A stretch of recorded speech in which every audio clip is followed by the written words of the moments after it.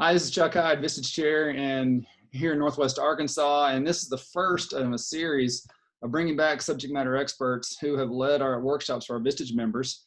And they're going to provide unique perspectives on the current environment and what we need to be doing to lead well. And the first in my network to respond to my request was Dr. Gustavo Grodnitzky. Gustavo, thank you for making time today. You get to bat leadoff, so you get a chance to set a high bar for us. It's a real pleasure to work with you again, Chuck. Great to see you. Well, for those of you that don't know Dr. Gustavo, he is a speaker, author, consultant, and psychologist. He has a Ph.D. in clinical and school psychology, has an extensive experience in interpersonal communication, strategic planning, change management, and developing organizational culture, I should say. Gustavo, you were with our Vistage groups back in January of 2019. It doesn't seem like it's been that long, but it's been 16 months. Yeah. So welcome back. And I didn't ask before, are you at home in Denver? I am like everyone else everyone is it alone together? Alone together. So well, yeah, we are, I am at home in Denver and enjoying being here really. I normally don't get stretches this long at home, but it's been wonderful. Okay, well good. Well, thanks again for making time today. I first wanted to start off the top. How are you? And how are you being personally affected by this COVID-19? Okay, so thank you for the question. I'm doing well, thank you. How am I being personally affected? My business has radically shifted. Okay. Okay, so the shift is one from being in person to using this tool which we're using called Zoom. Many of the presentations that I have 3 big presentations, meaning 500 audience of 500 or larger, that got punted, what I call punted, meaning they were supposed to happen March, April, May. They're now scheduled for September, October, November. Okay. We'll see if they happen or not. That's still a question mark in my mind. But otherwise, we can talk more about this, but listening to my clients, listening to the needs of my clients, I very quickly shifted and adapted my material and added material to it. So I'm now doing a new presentation, which is in high demand, called Culture, Coronavirus, and Recovery. So, okay. So that was part of my business adaptation to this new business context, which we'll talk about. Yeah. So how has it affected my business? It has required me to adapt in order to thrive in this new context. I've adapted through this new presentation. Which is well said. I think because I think sometimes we all think about our own adaptations that we're making, but we may miss the fact that all around us, and even in in a field that you're in, you have to make the adaptation. You have to be listening. And so I think I thank you first of all for that great point of just that personal impact that you're already experiencing. Yeah, absolutely. Well, I want to play back 2 quotes for you because I think they're really big ideas. And one of them is, when you change the way you see the world you see changes. And the second quote is, human behavior occurs in context.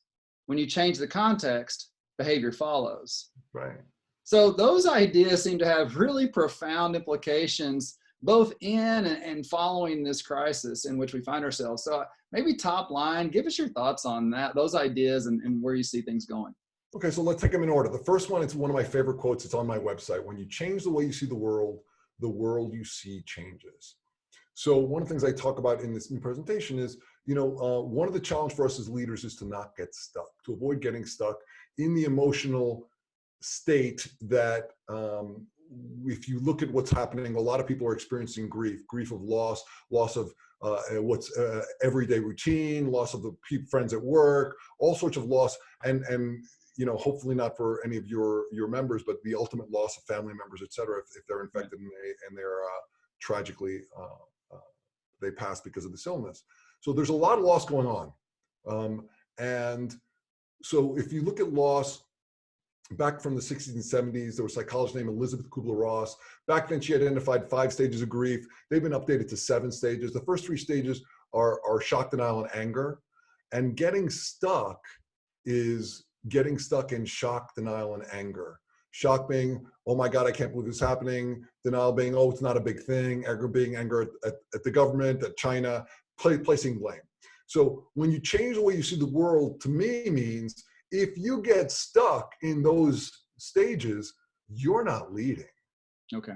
And changing the way you see the world happens when you learn how to reframe your mental state and ask your brain. Our brain wants to solve problems. So ask your brain, using your mind, present problems that can be solved.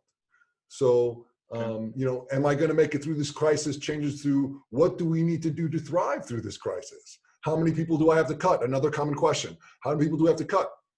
It's what steps do we have to take to keep our employees intact? How long will this last? Another common question becomes, what steps do we need to take to thrive in the current context? The key here is changing the way you see the world means, or when you change the way you see the world you see changes means, when you reframe a problem or situation, you have an entirely different perspective. That's the world you see changes. So that's not just from a self-awareness standpoint, then just being aware if you find yourself feeling stuck. Sounds like the first thing we need to be doing is ask how can we reframe the state of mind that we're in so that we can begin to see the new possibilities. Yeah, I refer to it as a mental shift. If Okay. it is about self-awareness, absolutely. If you're aware of being stuck, that's exactly what do I need to do to create a mental shift? How can I reframe this? How do I need to think about this differently? And sometimes we are so stuck that we can't do it alone. And that's the beauty of peer groups like Vistage. That's the beauty of a peer group, which peers mean obviously maybe not in your same industry, but people who are in your role, whether that's CEO or key executive, they have had likely the very same thought or the very similar experience. And if they're beyond it, they can help you reframe. That's the beauty. Well, it's interesting because even in our groups, we've seen at times when someone's expressing something and they're not seeing it, someone else is able to see it and hold the mirror up in front of him and bring that awareness because, hey, I'm listening and this is what I'm hearing, this is what I'm seeing. And being able to speak truth into each other is a huge advantage. Yeah, so it's the difference of coming with blinders and having your peer group simply open those blinders, so you just get a broader perspective. That's all it often takes to create a reframe. Okay, all right, and then the behavior, you know. Yeah, behavior doesn't happen in a vacuum. It happens. So human behavior doesn't occur in a vacuum. It occurs in a context. You change the context, behavior follows. I think there is no better example of that than the current pandemic. Okay. I mean, the context is, in our world, there has been introduced a virus, which does not care if you're white, black, Asian, Latino, First Peoples, from any other ethnic group, any country, state, or city, or even your socioeconomic status. It doesn't matter. Yeah. We can all be equally affected. And because of that, the context of our behavior, how we greet, how we meet or not, how we go to work, how we or not, or all these things, the context has changed, and all of our behavior is following if we want to stay healthy and well as a society, not just our families, as a society. So it's a very clear change in context, behavior follows. All the things we have changed because of the new context. Yeah, absolutely. You make a great point about, you know, so many things that have happened before, and others have commented on this, is that it would happen in parts of the world or parts of society where this one has really been, you know, it's hit everybody in some way, shape, or form. It's maybe some harder than others, but we're all been affected by it. It is a global phenomenon. Every business and every industry globally has been affected. Yeah. Well, so you spoke about these ideas about what I love about it, mirror neuroscience. I'm sorry, mirror neuro response. Yeah, mirror neurons. And empathetic distress. And, you know, we see this even back in infants and babies, right? That's right. That's exactly right. But as humans, we tend to mirror what's happening around us. So how are you seeing in your work, how are you seeing that play itself out in the last few weeks? And what are some of the implications of that in terms of we playing off each other? So I think the mirror neurons happen when, if we have ourselves experienced a loss, or we know someone who's experienced a loss, the empathy comes from our feelings of sadness and a kind of a heavy-heartedness that comes with the loss of somebody else. That's part of it. Empathy comes from the fact that we are all, or let's say most of us, aligning with certain behaviors like wearing a mask, like social distancing. You also, I would suggest, see empathy in people who are let's say people who get going back to the stages of grief, people who get stuck in shock, denial, and anger. Yeah. So people who are getting stuck in shock, denial, and anger are finding other people through the internet who also are stuck in shock, denial, and anger, and they can bring other people along with them to become more angry, more irate. That's all mirror neurons functioning.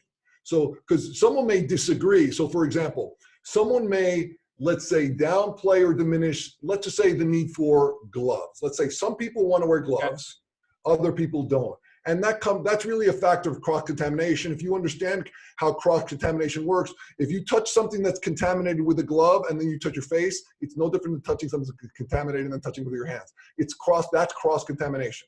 Right. Okay. So some people may be really into wearing gloves. So an empathetic may be responsible. If it makes you more comfortable, I'll wear them. That's an empathetic response. So the same thing, the mask wearing is said to be, you need to wear a mask if you're going to go into areas which you cannot appropriately socially distance in 6 feet or more. It said, if you're out in the woods, it's not necessarily necessary. Right, right. So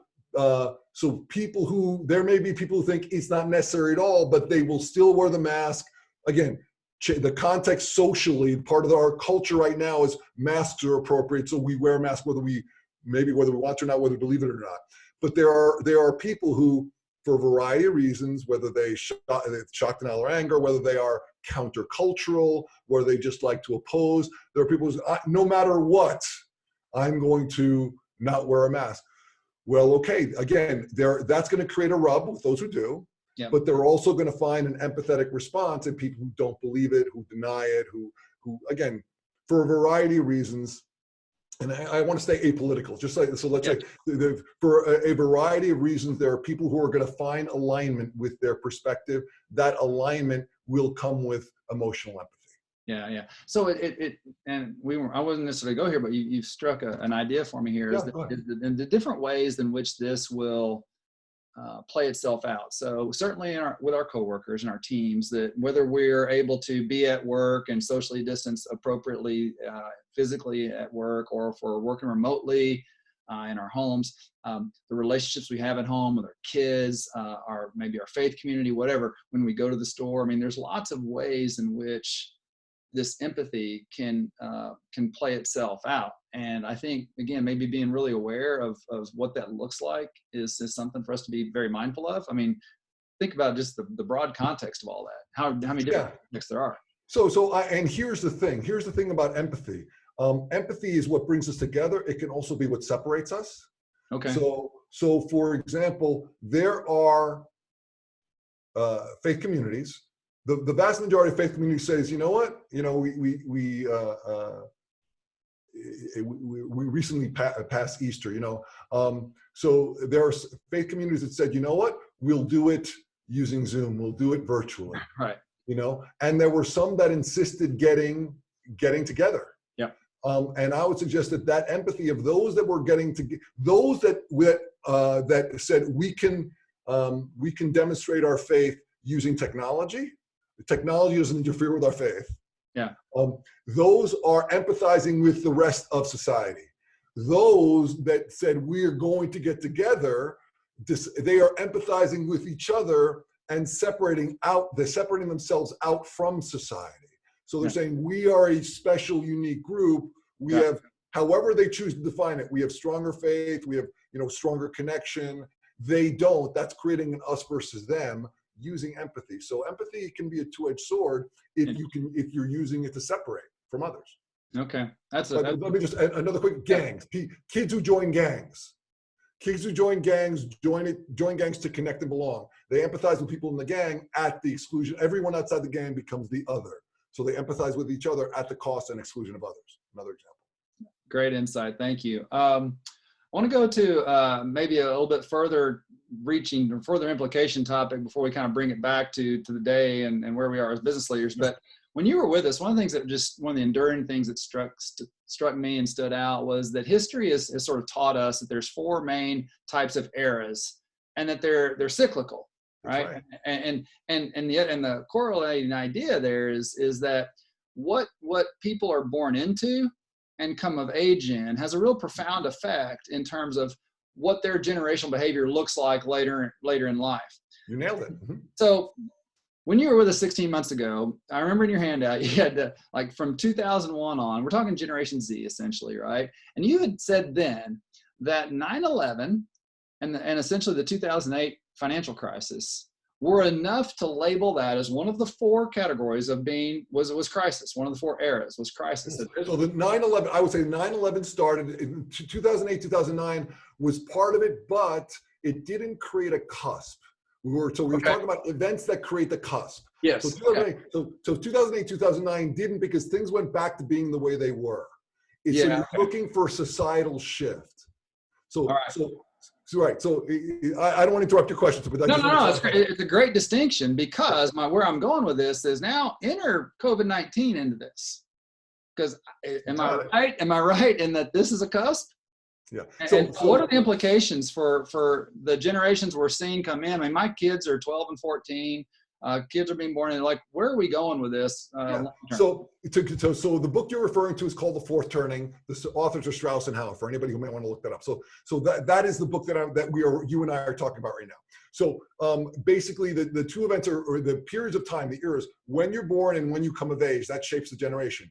Well, millennials are the next civic generation. Their role in society is to create and construct new social institutions.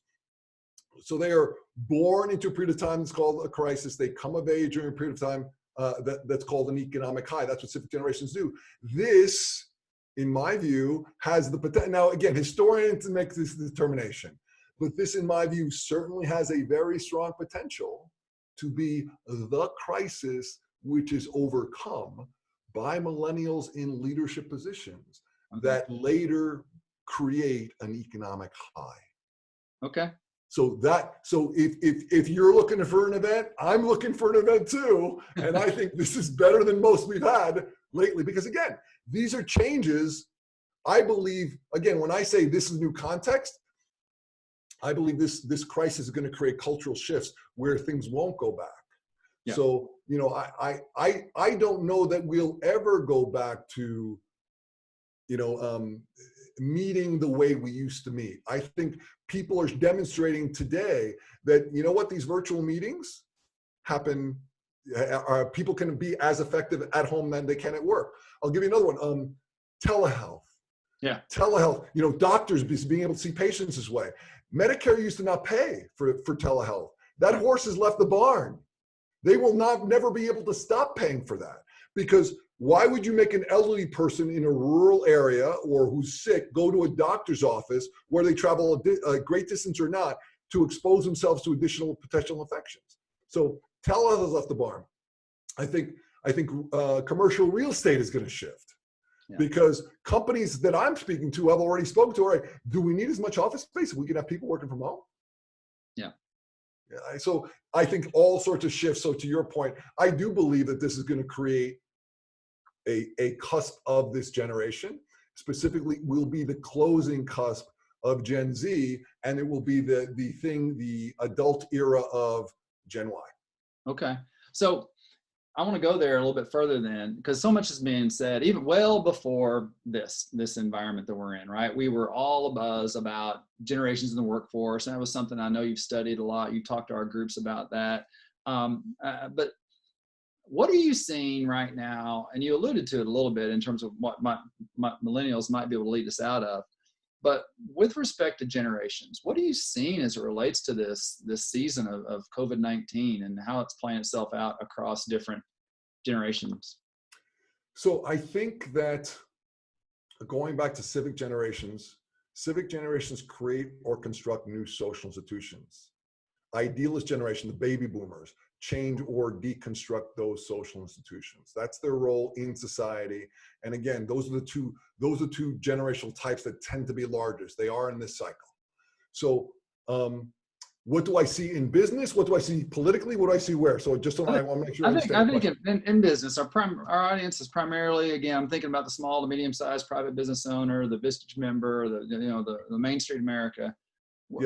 I think that millennials see a larger role for business beyond just making profit. kind of so what I talk about in my culture presentation is social capitalism, also known as conscious capitalism, conscious business. I think that it is not enough for business to say, we make good profit. I think millennials in particular are looking for, what role does a business play in society? Do they take care of stakeholders, employees, customers, shareholders, business partners, etc. So it's no longer about just the shareholder, it's about the stakeholder. And does a business communicate that it has a cause larger than itself? Does it communicate how it treats everyone in their, let's call it, supply line or service chain? I mean, businesses are going to be, I believe, millennials in particular, will hold businesses to a higher standard of performance. And if you look at Harvard Business Review, they call it ESG: environment, society, and governance. Those are the three, those are parts of, again, HBR has been doing this for several years, but ESG are the three characteristics that support social capitalism. And I think the view of the model of capitalism, which has taken root and you will see growing more quickly as a result of this crisis. So I was reading a blog the other day, an article one of our members sent me, and it talked about how this particular crisis was an accelerator of things that were probably already happening. Sounds like this could be one of those manifestations that millennials are probably going to take us there anyway, but we're seeing so much goodwill exhibited by people out in society. I mean, a lot of companies are, whether they're donating medical equipment or food or whatever it is to frontline workers, we're seeing a ton of that happen and being communicated right now. Is this accelerating this idea? Yes, so I would say absolutely. So another example of that would be in 2002, the 2002 SARS crisis in China accelerated or exploded really the creation of e-commerce. E-commerce existed in China prior to 2002, but China culturally was about face-to-face, pressing flesh. You need to see people eye to eye. Yep. Because the SARS epidemic, e-commerce exploded. So it was an accelerator for that. I absolutely agree with that concept. And I think that there are things that have been taking place that, let's say, I've been trying to communicate for the last 10 years. I think they're going to become much more clear over the next 2 to 5 years, because this will accelerate that. Absolutely. Okay, awesome. Totally agree. Well, kind of as we close, if we were to zoom in and think about some of the immediate and long-term implications for our Vistage members and anyone leading a small to medium-sized private business, what should they be thinking about or planning for or doing, right now? So here's my view: is that, you guys saw my millennial presentation, not the culture presentation, correct? Yep. Yeah. Okay. Yep. So in the culture presentation, I talk about culture starts at the top of an organization. Yes. So it begins with the CEO, it begins with the leadership team. And when you're making decisions today, you should make them focused on culture first. Don't give up financial discipline, don't give up financial metrics. I'm not suggesting you should do that. And profit to an organization like breathing to a human being. Okay, so you got to make profit. I don't suggest you don't. Neither does social capitalism. So the real issue is, how much profit do you need to make during a period of crisis? If you are trying to maximize profit, you are going to be much more likely to sacrifice culture. And my point is, don't. Your culture is what will carry you through this crisis and beyond. That's the key. So the way I'd phrase it is, the decisions you make today are planting the seeds for your culture tomorrow. Yeah. The decisions you make today will inform both your future culture and prosperity, because profit follows culture. So make sure that you make your decisions based on culture first. And if you have to cut people, it's not that social capitalist companies never cut people. Sometimes they do, but they do it for survival. Yeah. You don't do it to hoard cash. You don't do it for quarterly numbers. You do it for survival. But if you spend some of your profit on stakeholders, including your employees, meaning keep them in place, keep them working, you will reap the benefits moving forward. So that's the key. Culture comes before profit. That's what I would say small business leaders need to keep in mind. How is the decision you're making today going to affect your culture? That's the first question to ask. Yeah, that's fantastic. Thank you, because we've actually in our group discussions in our 3 Vistage groups here, have been having that conversation. And so I appreciate you tying that together for us. That's very, very helpful. The culture of a group is a reflection of the chair led by you, Chuck. It doesn't surprise me you're discussing that. I think it's great. I think it's great. It's great Well, for thank you you. and Hey, your group. Gustavo, if anybody wanted to follow up just with you or more in terms of information or resources, where would they go to connect with you or any other place you might direct them? Great. So I would say the best place to reach me and the resources that I offer, because I offer a lot of free resources on my website, www.drgustavo, spelled DRGUSTAVO, drgustavo.com. And email will be gustavo@drgustavo.com or info@drgustavo.com. Either way, you get to me or my team, and we'd be happy to be a resource to you or your members. Thank you, Gustavo. Hey, I tell you, you've been a friend of Vistage for a long time and a friend of ours here in recent months. And I just can't thank you enough for being willing to carve out the time to just give us a few nuggets of insight in a very short period. Thank you. Wish you nothing but the best, continued health and continued adaptation and lots of good work in the work that you do going forward. Thank you, Chuck. Pleasure to be with you. Thank you for the opportunity to speak with you, and keep up the great work. And for you and your members, please stay healthy and well as well. All right. Thanks, Gustavo. Thank you. Take care.